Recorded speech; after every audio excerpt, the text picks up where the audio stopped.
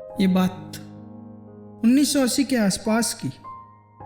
तब एक सुंदर सा रेलवे स्टेशन हुआ करता था। उस स्टेशन के बाहर एक बड़ा बगीचा था।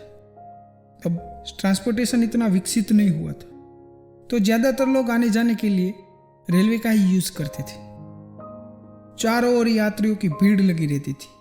लोग अपने काम से यहाँ पर आते जाते रहते थे। वही स्टेशन पर एक भिखारी भी रहता था। वो वहाँ पर आने जाने वाले लोगों से भीख मांगकर अपना पेट भरता था। एक दिन हुआ यूं कि वो रोज की तरह भीख मांग रहा था, तो उसने एक सूट बूट पहने हुए लंबा सा व्यक्ति देखा। उसने सोचा कि ये व्यक्ति बहुत अमीर लगता, इसे भीख मांगने पर वो मुझे कुछ पैसे जरूर देगा। और ऐसा सोचकर वो व्यक्ति के पास गया और भीख मांगने लगा। भिखारी को देखकर उस व्यक्ति ने कहा, तुम लोग हमेशा मांगते रहते हो, कभी किसी को कुछ देते भी हो? भिखारी बोला, साहब, मैं तो एक भिखारी हूं। मेरी इतनी औकात कहाँ कि मैं किसी को कुछ दे सकूं। तो उस व्यक्ति ने कहा, जब किसी को कुछ दे नहीं सकते तो तुम्हें मांगने का भी कोई अधिकार नहीं है, क्योंकि मैं एक व्यापारी हूं और लेन देन में ही विश्वास करता हूं। अगर तुम्हारे पास मुझे कुछ देने को होता तो मैं तुम्हें जरूर कुछ पैसे देता। और ऐसा कहकर वो व्यक्ति वहां से चला गया। इधर भिखारी उसकी बातों के बारे में सोचने लगा। उस व्यक्ति द्वारा कही गई बात उसके दिल में उतर गई थी कि शायद मुझे भी अधिक भीख इसलिए नहीं मिलती क्योंकि मैं बदले में किसी को कुछ देता नहीं हूं। फिर उसके मन में एक प्रश्न उठा, लेकिन मैं तो एक भिखारी हूं, किसी को कुछ देने लायक भी नहीं हूं, लेकिन मैं कब तक लोगों को बिना कुछ दिए ऐसे मांगता रहूंगा। बहुत सोच विचार करने के बाद उसने निर्णय किया कि जो भी उसे भीख देगा उसे वो बदले में कुछ ना कुछ देगा जरूर। अब उसके दिमाग में यह प्रश्न चल रहा था, वो खुद भिखारी तो भीख के बदले में दूसरों को दे भी क्या सकता।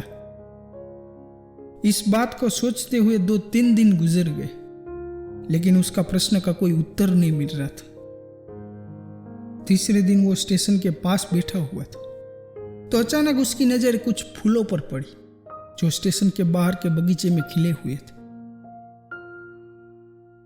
उसने सोचा कि क्यों ना मैं लोगों को भीख के बदले कुछ फूल तोड़ कर दूं। तो उसको अपना यह विचार बहुत अच्छा लगा और उसने वहां से कुछ फूल तोड़ लिए। अब जब भी कोई उसे भीख देता तो उसको बदले में वो फूल दे दिया करता था और लोग उन फूलों को खुश होकर अपने पास रख लिया करते थे। एक दिन जब वो भीख मांग रहा था तो उसने देखा कि वही व्यक्ति ट्रेन में बैठा हुआ, जिसकी वजह से उसे भीख के बदले में फूल देने की प्रेरणा मिली थी।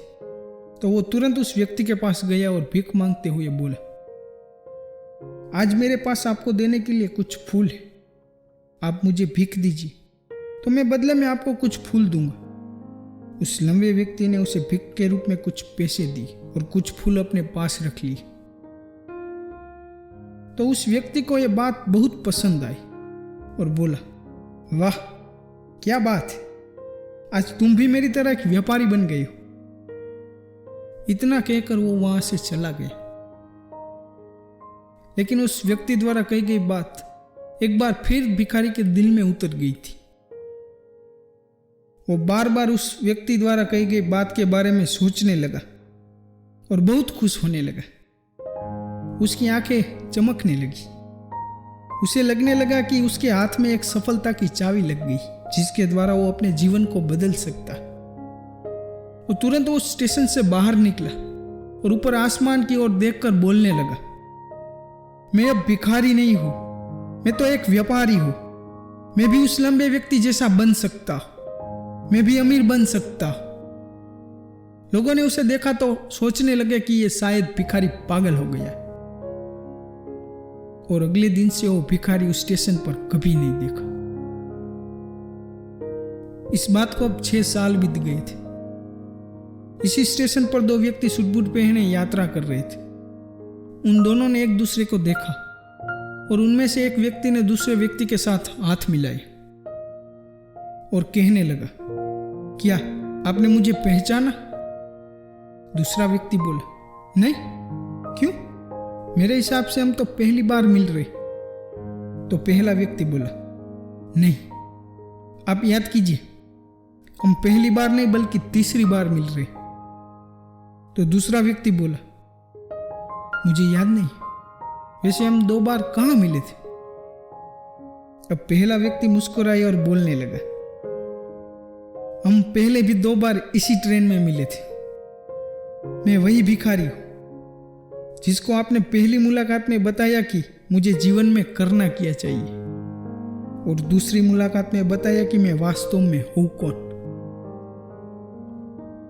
दूसरा व्यक्ति मुस्कुराया और अचंभित होते हुए बोला, ओहो, याद आया, तुम वही भिखारी हो जिसे मैंने एक बार भिख देने के लिए मना कर दिया था, और दूसरी बार मैंने कुछ तुमसे फूल खरीदे थे।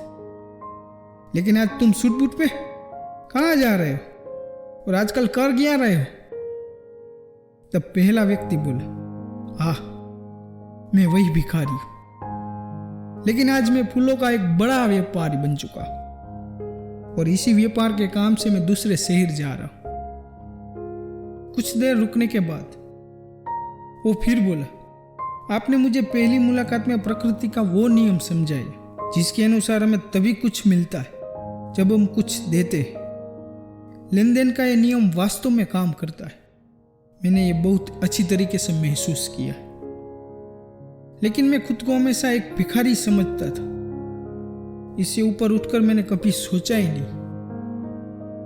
और जब आपसे मेरी दूसरी मुलाकात हुई, आपने मुझे बताया कि मैं एक व्यापारी बन चुका हूं। अब मैं समझ चुका था कि मैं वास्तव में भिखारी नहीं बल्कि एक व्यापारी हूं।